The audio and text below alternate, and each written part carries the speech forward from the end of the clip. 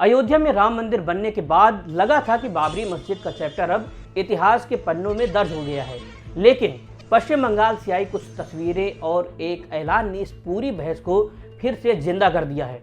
और इस बार मामला सिर्फ एक मस्जिद का नहीं है, मामला 1000 करोड़ रुपए, 60,000 बिरयानी के पैकेट और अरब देशों से जुड़े तारों का है। दरअसल पश्चिम बंगाल के मुर्शिदाबाद में एक ऐसा शिलान्यास हुआ है जिसने दिल्ली तक हलचल बढ़ा दी है। तृणमूल कांग्रेस यानी टीएमसी के सस्पेंडेड विधायक हुमायूं कबीर ने ऐलान कर दिया है कि वो बंगाल में एक नहीं बल्कि 3 बाबरी मस्जिदें बनाएंगे। और ये सिर्फ हवाई बातें नहीं है, मुर्शिदाबाद में पहली मस्जिद की नींव भी रखी जा चुकी है। लेकिन इस खबर का सबसे चौंकाने वाला पहलू है इसका बजट और आयोजन। जिस दिन नींव रखी गई उस दिन वहां 60,000 बिरयानी के पैकेट बांटे गए। पहले ही दिन कंस्ट्रक्शन साइट पर 100 ट्रैक्टर ईंट और सामान पहुंच गया।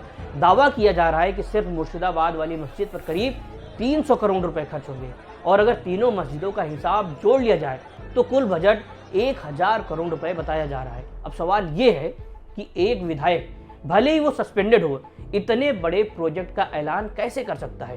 क्या ये सिर्फ धार्मिक आस्था का मामला है या फिर इसके पीछे कोई गहरी सियासी चाल है? नमस्कार, मैं शुभम तिवारी और आप देख रहे हैं एनडीटीवी इंडिया। सबसे बड़ा सवाल खड़ा हो रहा है फंडिंग को लेकर के। 1000 करोड़ रुपए कोई छोटी रकम नहीं होती है। हुमायूं कबीर का दावा है कि एक ही शख्स ने उन्हें 80 करोड़ रुपए का डोनेशन दे दिया है, लेकिन वो शख्स कौन है इसका कोई खुलासा नहीं हुआ।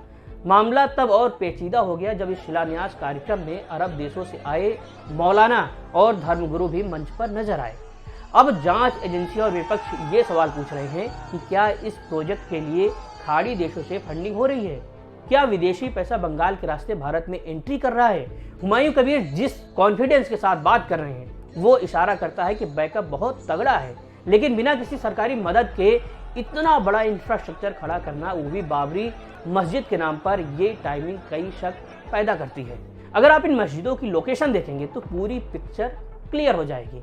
ये मस्जिदें किसी रैंडम जगह पर नहीं बन रही हैं। हुमायूं कबीर ने जिन 3 जिलों को चुना है वो बंगाल की सियासत के पावर सेंटर माने जाते हैं। पहली लोकेशन है मुर्शिदाबाद, यहाँ मुस्लिम आबादी करीब 70% है। दूसरी जगह है मालदा, यहाँ 51% मुस्लिम आबादी है।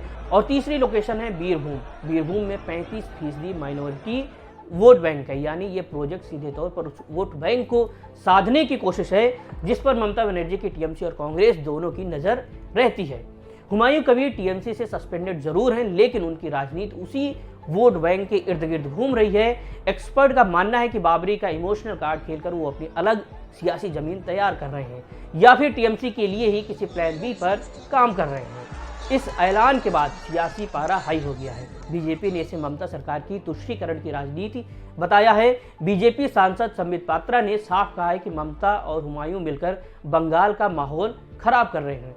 यूपी के डिप्टी सीएम केशव प्रसाद मौर्य ने एक इंटरेस्टिंग पॉइंट उठाया है। उन्होंने कहा कि मस्जिद बनने से किसी को दिक्कत नहीं है।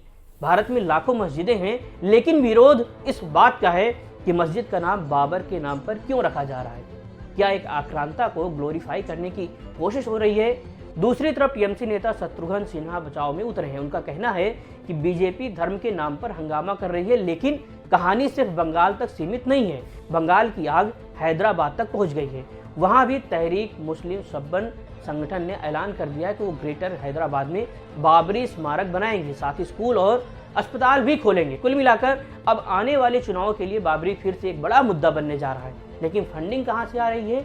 सरकार इस पर क्या एक्शन लेगी और क्या बंगाल दूसरा रास्ता अपना रहा है? ये देखना बहुत दिलचस्प होगा।